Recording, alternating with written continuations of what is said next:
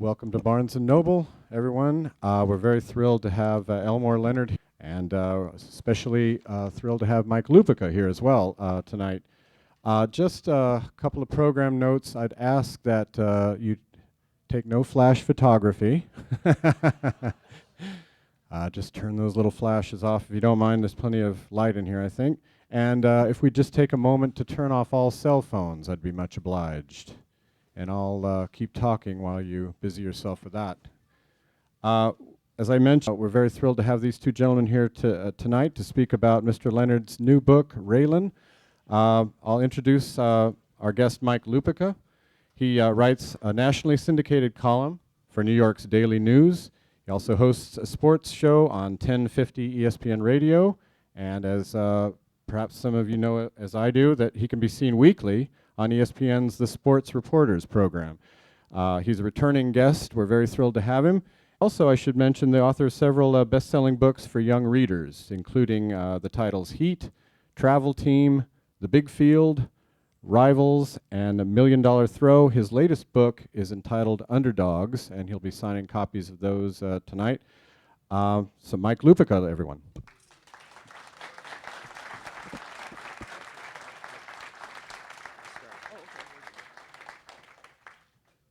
Thank you all for coming out. I'll get right to this. I'm going to sit down and talk to my friend here for a minute. First of all, Raylan debuted today at number 7 on the New York Times bestseller list.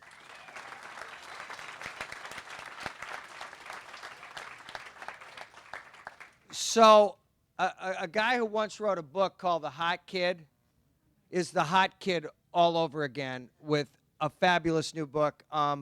We're gonna tonight. I'm gonna talk to him, and you're gonna get a chance to ask questions. But before we start, not only is he one of my best friends and my writing hero, I have to tell you, we are here tonight to talk with and about the man who, in my opinion, is our greatest writer, and the writer from this time who's going to be remembered, and who one of these days the people who give out the Nobel Prize for Literature are going to wise up and give him one. And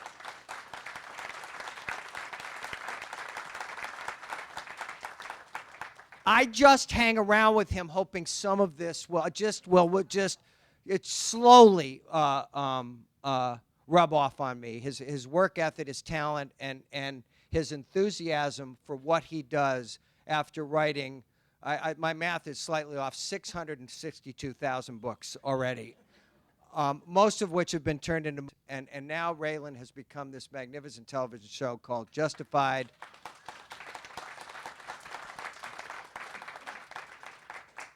That's the intro. Elmore Leonard, everybody. That was it. Huh? I think it's on. I think you should say a little bit more about. I don't mean. I think you should say. Is it working? Is his mic working? Keep it a little closer. I think you should ask me a question. Okay. To start, you know. All right. Isn't it true that this didn't start out really in your mind as being a novel at all? That you just thought you were going to write a story and give the producers of Justified a few ideas for the upcoming season? Well, I didn't know they were looking for, and the head writer said, "Well, we saw this book, and it was a long short story. We saw it and we thought this is different because most of the stories on television are about cops. So let's do something a little different, and it'll take us into different country. Take us into and it'll introduce us to people that we don't normally see." And he gave all of his writers, he had, 7 or 8 writers, and he gave them each a wristband, a little plastic wristband that said WWED. What would Elmore do? You mean a wristband like this? Exactly like that. Yeah, exactly like that, yeah. What would Elmore do? Well, in other words, keep his sound. And boy, I'm grateful for that. because there are a lot of movies that have been made of my stuff, about 20, I think, and about 5 or 6 I thought were pretty good, and the rest were terrible. But they had trouble maintaining my sound, and it's a very simple sound. It's not, but it does have edge to it most of the time. So I've been writing for 60 years, and I've had a good time all the way. And I've been lucky. I've been lucky that I've sold a lot of books, and I've been able to write what I want. I've had good publishers, and so I've been happy all the time. And what more can I say than that? That I like my books. I think all my books are good. I'm surprised when a critic says, well, this one, Raylan, now comes along, and it's considerably better than some of the other more recent books, which I thought were winners. You know, how do you top yourself? You know, it's hard to do. Any more questions? Sure. I was in San Francisco on Sunday, and there was a review of Raylan in the book section of the San Francisco Chronicle that was the biggest wet kiss I've ever seen for a writer. And at one point in the review, they called him the Picasso of crime fiction. And I called him, and I said, sit down, big boy, because this is a pretty good review. And so I read the review to him, and then when we were getting off the phone, and I knew we were going to be seeing each other in New York, I said, I'll see you Tuesday, Picasso. And there was a pause at the other on the phone, and he said, you can call me Pablo.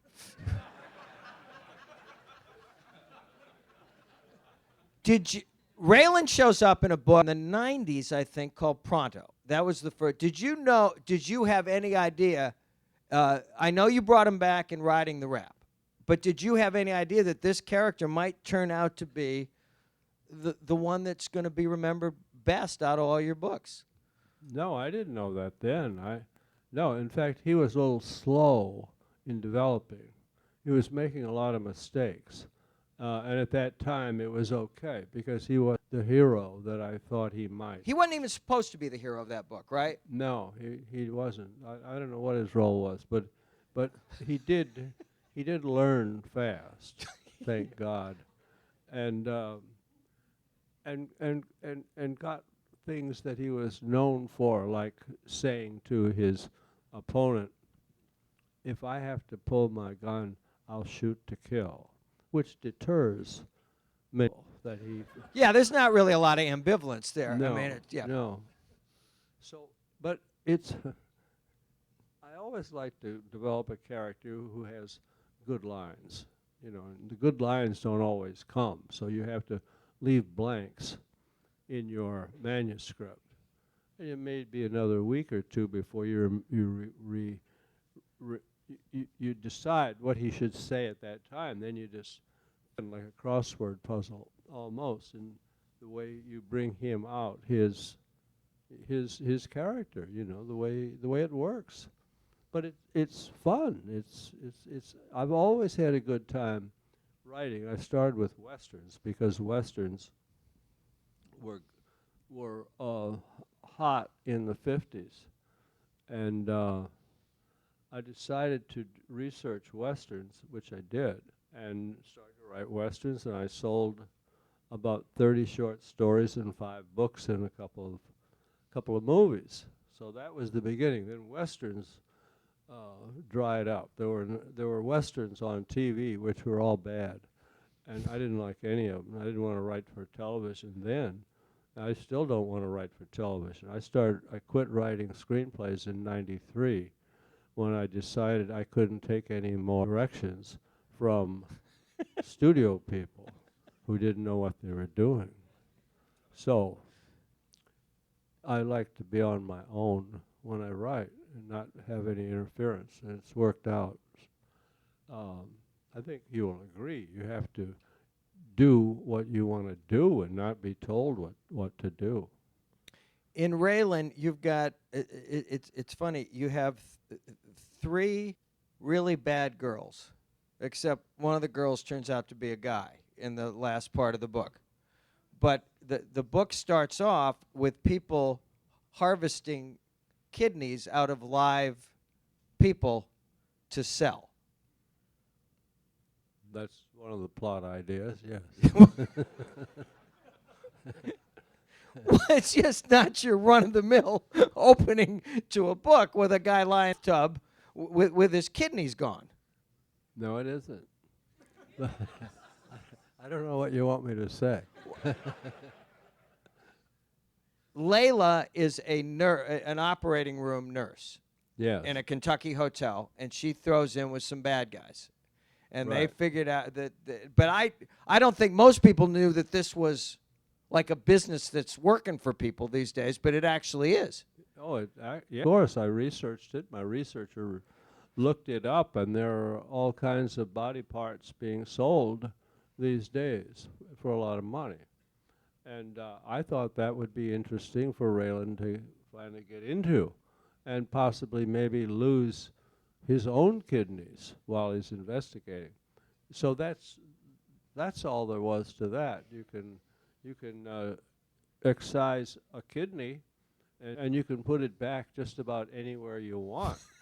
And the going price was about $10,000, and there are two of them in every body, so that's a pretty good deal, 20 grand.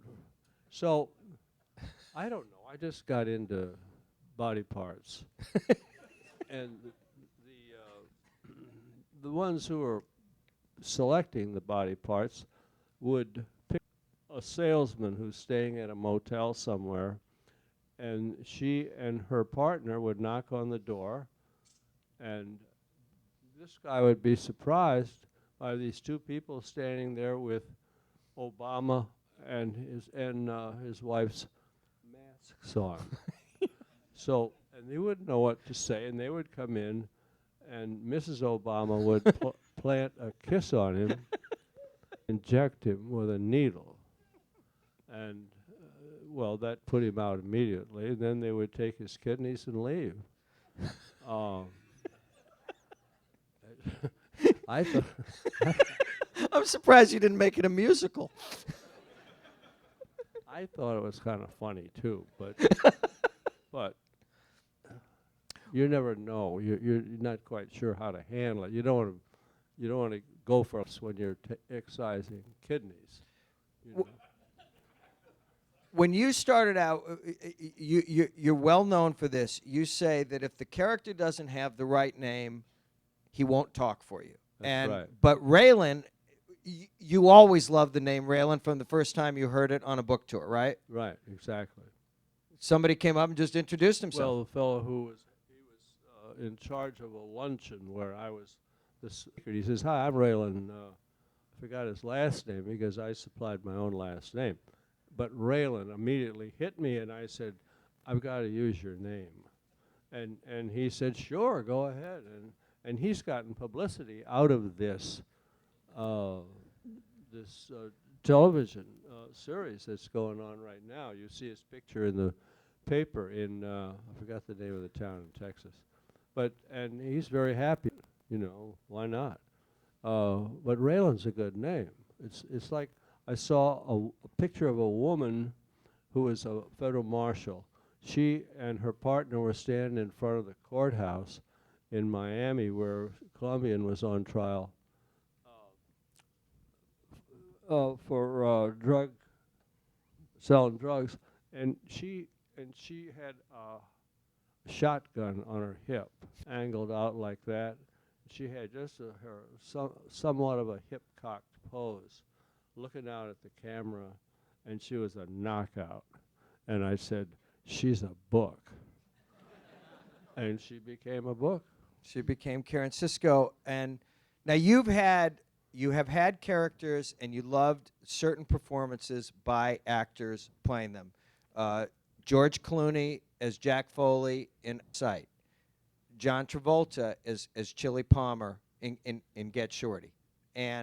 But it seems to me that Tim Oliphant and the performance he's given as Raylan every week on Justified, you found a guy who not only gets the character, but you can hear your own character talking the way you think he ought to talk. Exactly. Yeah. As soon as he opened his mouth, he was Raylan, and I told him, I said,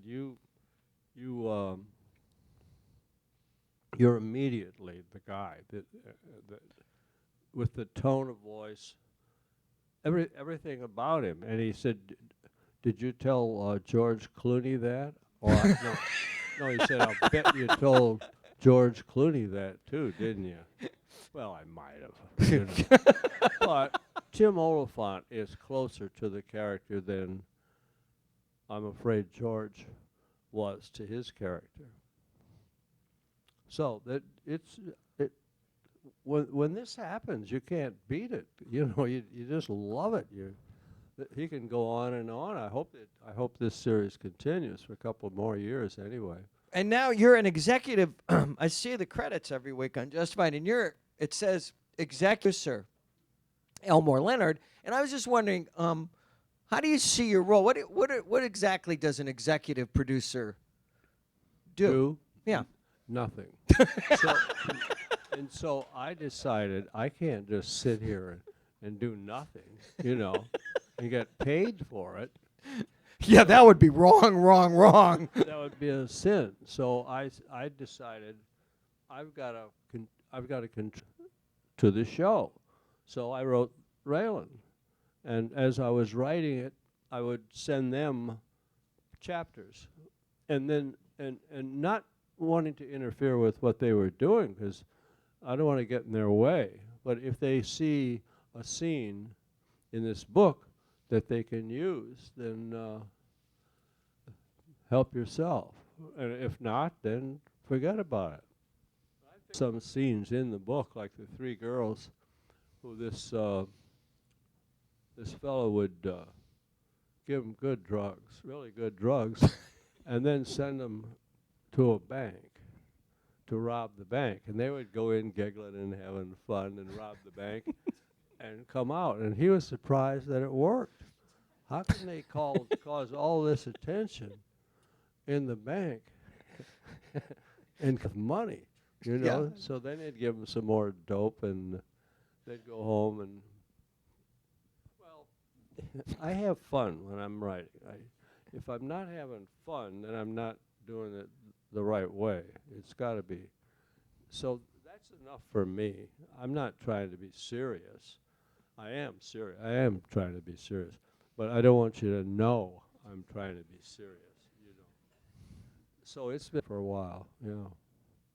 Now, not all of your experiences with big-time actors have gone as well as it went with Clooney and Travolta and Tim Oliphant. There was a time. Oh yeah. Yeah, there was a time when you were in talks with Dustin Hoffman to do La Brava. For a whole year. And he kept pushing me off, and, you know, well, develop the character better. Yeah. Well, I saw today or yesterday he's got a big part in a new series that's coming out on Luck. television. Yeah. Yeah. And he's good. He's very good. So we wasted a year with Dustin, and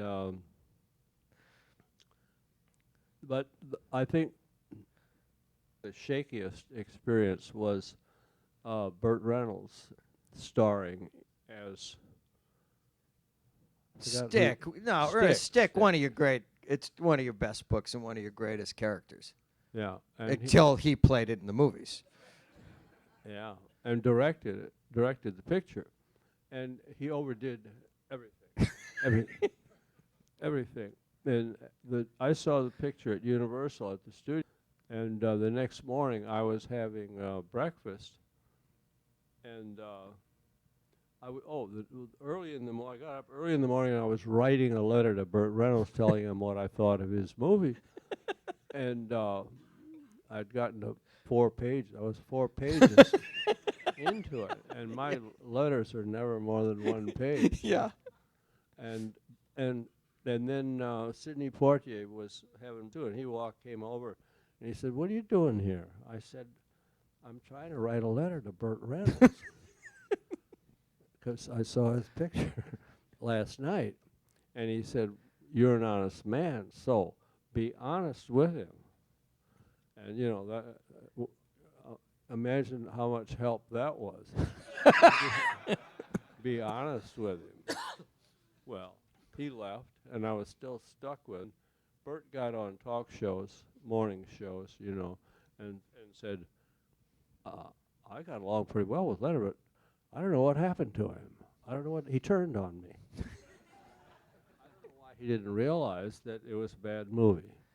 And No, that it was a simple. it was a hideous movie. But you know, just one more thing about Dustin Hoffman. He thought that you got even with him by basing the character of Michael Weir on played by yeah. Danny DeVito Yeah. in Get Shorty.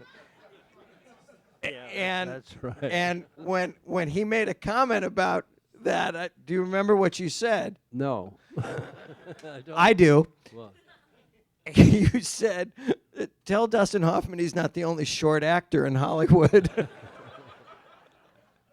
well Now, when you made the change, there are a lot of short actors. when you made the turn from westerns because you thought the western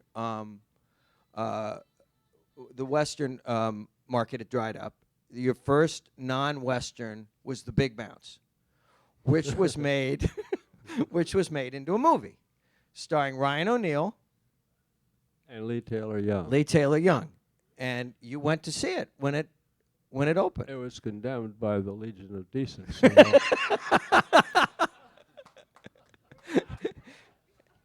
been condemned by everyone. And Oh. do you remember what you said about that movie? I don't think so. What? You said it was the second worst movie of all Oh, yeah, time. Right, right. And And when- then they made it again, and this time I didn't understand what it was about at all, and now it was the worst movie ever. And when the first one came out, what he said was, "It's the second worst movie of all time." And somebody said, "Well, what's the first?" And he said, "There must be one that's worse than this." Yeah, and then they remade it. I don't know why they. By picked the that way, one. when Elmore talks about that he wrote westerns for a while, one of them was Hombre, which is on any list of the greatest westerns ever written, and another one was Ten to Yuma, which I think you got paid about 50 cents to write back in the 1950s. It was well, the short story was 4,500 words, so I got 2 cents a word. I got $90 from Dime Western, which was okay with me. I mean, I know what they paid. So then I got $4,000 when they turned it into a movie, and it was a good movie. What's his name? Glenn Ford. Glenn Ford, yeah. Glenn Ford was. And Glenn Ford and Van Heflin. Right, and it probably cost maybe $1.5 million to make. Then, 4 years ago, they came out and did it again with Russell Crowe, and it probably cost $40 million then to make that picture, which didn't make sense, but it was good looking. It was a good picture, even though it was kind of dumb the way they developed. Not till the last 10 minutes. Well, I think the last 10 minutes is enough to to ruin a story, you know. Well, but I met the two screenwriters, and I said, "Why'd you do that? Why'd you write this dumb ending?" And they said, because the director too. Well, they wanted to be paid, so they wrote it whatever he wanted, and well, that was it. That happens. Now, when I make appearances like this, I never read. But you know, when he talks about his sound, this is page 72 in Raylan, and just bear with me for a minute because this is as good as it gets. Okay, this is Raylan talks this is him meeting his new partner, a guy named Bill Nichols. This is a quote. 14, I knew everything, shaved my head to become a 130-pound white supremacist. Before I got any swastika tats, I got tired of getting beat up by these grown neo-Nazis dumber than stones. I said, fuck this, and reversed my field, entered a seminary to become a brother, not a priest, a brother. Play softball or walk around with my hands in the sleeves of a habit thinking about girls. I quit, went to the University of Kentucky, married my wife, Julie, 27 years now. We have 3 boys wandering in the earth, good guys, smart, 3.5s or better. Max teaches English at a school in France. Alex designs book covers for Italian publishers in French, and Tim's writing his second novel in New York. The first one sold 4,000. I asked him what it's about, the one he's writing. He said the subtext is the exposure of artistic pretension. And my little girl, Kate, senior in high school, wants to be a marshal. Okay. That's one paragraph. You feel like you've known this guy for 100 pages. That's what he can do. That's what he can do better than anybody who ever wrote. And continues to do with a book after 45 books that debuts today at number 7 on the New York Times bestseller list. That's who Elmore Leonard is.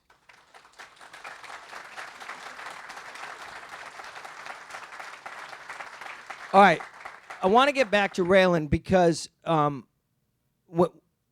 do you think this character is he a Western hero that you've set in a is that, if you kind of gone back to the beginning, because he wears a hat, he tells people he'll shoot to kill. What is it about this character? Because this show's not just getting good ratings. You know that. It gets unbelievable. It gets the kind of reviews for the show that you're getting for this book. Well, he's the kind of a guy who I think is popular. If Right. if you can nail him just right, get him to talk just right, if he says the right thing, if he wanders off the path just a little bit, you know, if he gets a bottle of moonshine and he gives it to a guy on the street who he made the guy's, I mean, he changed the guy's life. The guy just lit up, and because he's a generous man, see, but he's also a United States Marshal. So he tasted, because there was a peach in that particular bottle of moonshine, and he likes it, and he thinks it should be. He thinks, for example, marijuana should be legal. Why not? He says the only people who would vote are people who've never smoked it. So, you know, he's a reasonable man. And I don't know. But I just have a good time writing. He sits down at a big desk in the living room of his home. He's got these blank yellow pads and unlined. Got me out of yellow legal pads again, because I keep thinking if I just if I get the same kind of pads and But he doesn't. He gets lined pads. I don't. No, I do not. Oh, you've changed. No, I've gone to PDF, big boy. Yeah, that's right. And he sits down about. He said he used to sit down at 9 o'clock in the morning. Now he starts about 10. Right? You start 11. But when I'm writing, I know that when I'm trying to quit for the day, I know that there's a guy sitting out in Birmingham, Michigan at that desk, and he's going to go till 6 o'clock until he gets the scene that he's writing finished until he's happy with it. And you often don't, you don't like to stop in the middle of a scene. If you're going good with a scene, you right? You should stop if you're ready to stop in the middle of a scene, because then you can pick it up the next day. But I always have to finish a scene, and you know, sometimes write desperately, just trying to finish it, and then the next day I have to rewrite it anyway. But it takes me about 3 pages, 3 of these yellow sheets, all crossed up, to get one that I think works. So then the next day I'll rewrite a lot of it and add to it. But you know, I don't know. It's I don't know how to describe writing, and I'm asked by certain other writers who are doing something, who are writing a paper about writing, and they say, "Would you tell us how you do dialogue?" I say, "What do you mean? I just get people talking." And I have rules. I say he said. He never said quietly or No adverbs. no adverbs. Always use said. Never use other things. The best rule of writing, though, is if there's anybody here, you've seen it, Mr. Leonard's 10 rules of writing. Never open a book with weather. The best one, the best one, the best of the 10 for my money is leave out the parts that readers tend to skip. And they're easy to identify. They're big, long passages just choked with words, And I don't, and you wonder, and they always come at the wrong time in the book, anyway. But and yeah, well, that was what was it? Another rule I liked was, if it sounds like writing, rewrite it. Pages that have lots and lots of white space on them. Yes, That's yeah. why, right? That was one of the things that drew you to Hemingway, right? That's exactly it, right? Yeah. And Hemingway, I thought. Put the mic up. Oh, I thought Hemingway was terrific in the 50s when I was reading him, until I found out he doesn't have a sense of humor. He's never written a funny line. But then someone would say, "Oh yeah, wait." They would tell me a scene. I said, "You think that's funny?" It's not funny. Sordo's stand in the hill in the Spanish Civil War book. For Whom the Bell Tolls. From the Bell Tolls, Well, Now, I but read all that. Then you moved on, and then you found a guy that I would never have known about if you hadn't talked about him, but you liked his attitude and his sense of humor, and that was Richard Bissell, and he wrote about 6 or 7 or 8 books in the 50s, and I think he got tired of writing and then worked for a magazine like, I don't know, Horizon or something like that, and would do geographies. And but he was a terrific writer, and his stories all took place on on the river, boats. on the Mississippi. Yeah. On the Mississippi, on this boat that pushed, a quarter of a mile of barges up, and how he made his way up, and his characters were so good. I couldn't believe it. They were so natural, and he didn't show off at all. And a girl came up to me one time at I think it was not a writers' conference. It was a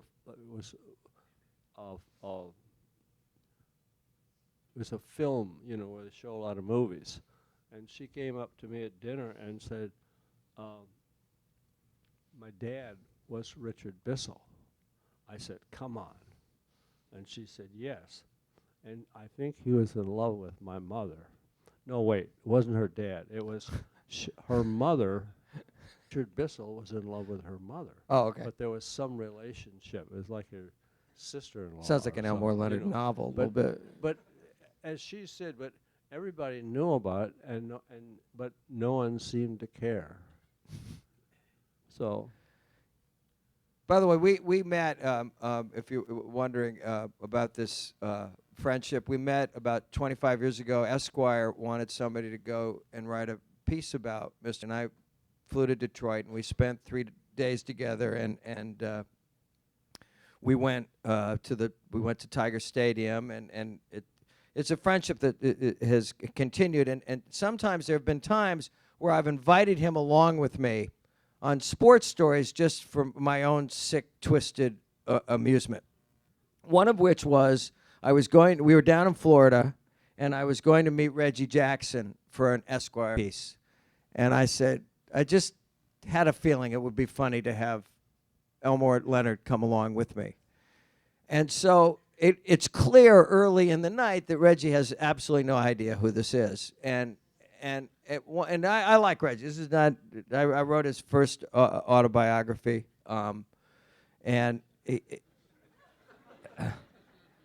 sometimes you just need more than one. But and he about halfway through the dinner, he had heard me calling him Dutch, and he said, so what kind of writer are you, Dutchman? And Dutch tried to explain to him.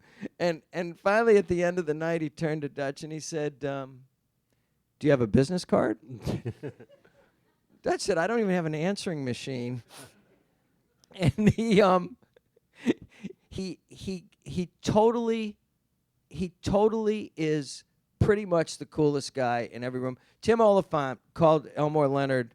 I called him up when I read it, and I called Greg Sutter, and I said, this is the greatest blurb we're never going to be able to use.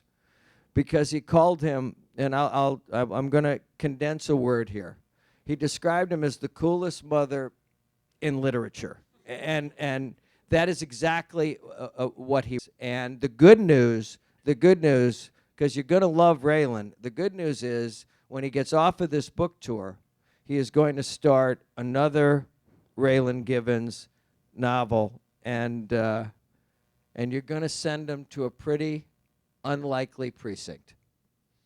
I'm going to send him to, I don't know why I can't think of the name of Palm Springs. Palm Springs. Palm Springs has everything going for it, or not going for it, but it has everything going, you know?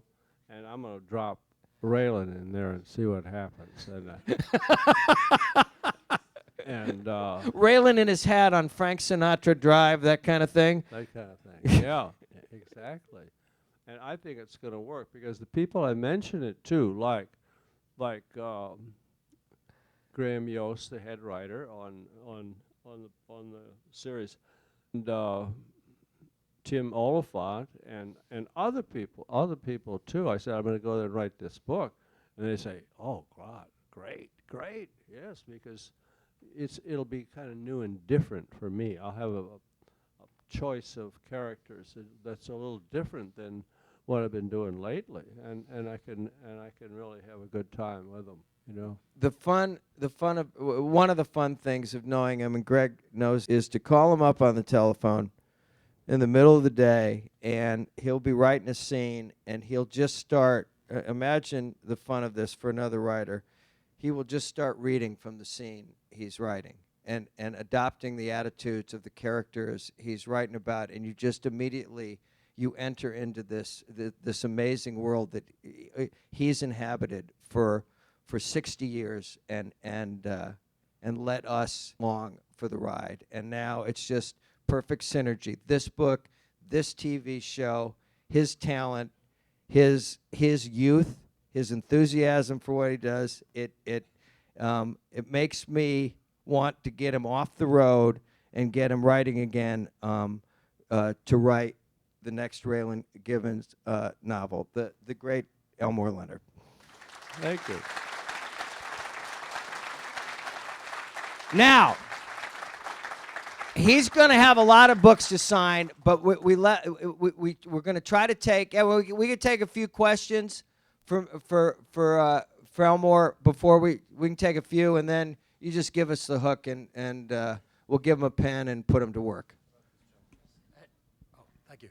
At a previous book signing I was at with Mr. Leonard, someone in the audience had asked you, why don't you write a series character? And you responded, I do. I just keep changing his name with each book.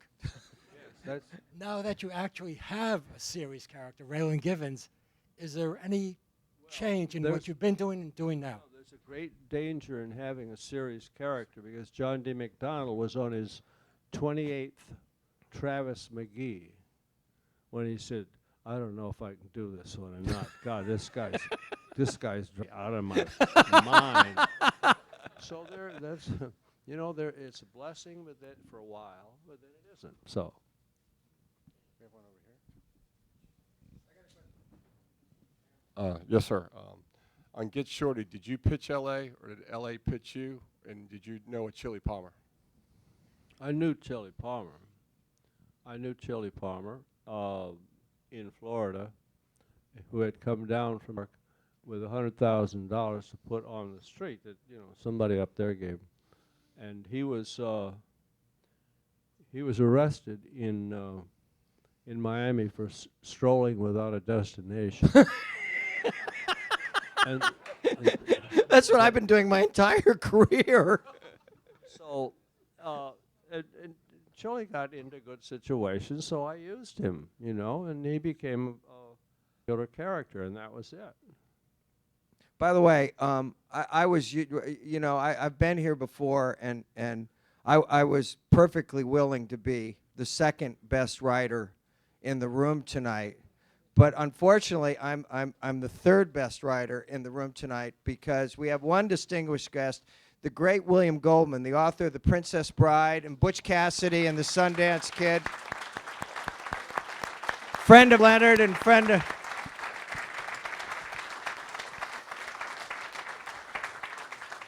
We're not going to put him to work. Tony. Speaking of Chili Palmer, so many of your early books are set in South Florida, among the criminal element there. What was it about South Florida that attracted you, or how did you come to set so many books there and so many fabulous characters? I had a motel there that my mother ran. That was the only reason. You know, if she were in, no, she'd have to be in Florida, but but she could have been somewhere else, and I would have used that. They said, "Why you use Detroit?" Because I live here. I've lived here since here. I've lived there since 1934, and it's that simple. If I lived in, that would be the town. But fortunately, Detroit was the murder capital, so it worked out very well. I think we can take one or two more questions. How about this gentleman here? Did the hat originate with you or with the TV people? TV originated with my researcher. He thought up this hat, and I agreed with him. This is the hat, this businessman Stetson, that he should wear, and it just went on endlessly trying to get the right hat until finally Tim found a hat or had a hat made that he liked, and that was it. Which is fine now. I didn't like it at first, but now I do. Okay, and one last question here. Something that strikes me about Raylan is that he's kind of a bridge between your westerns and your crime fiction, between those two parts of your career. Have you ever thought about going back traditional western again, kind of one last western like Eastwood did with Unforgiven or something like that? Yeah, I think you're right. That he is the bridge, and that I do think of westerns because I like westerns. I've always liked them, but I think it's too late to go back because I don't think westerns pay the way they used to. Okay, folks. Thank you very much, gentlemen. Elmore Leonard and Mike Lupica.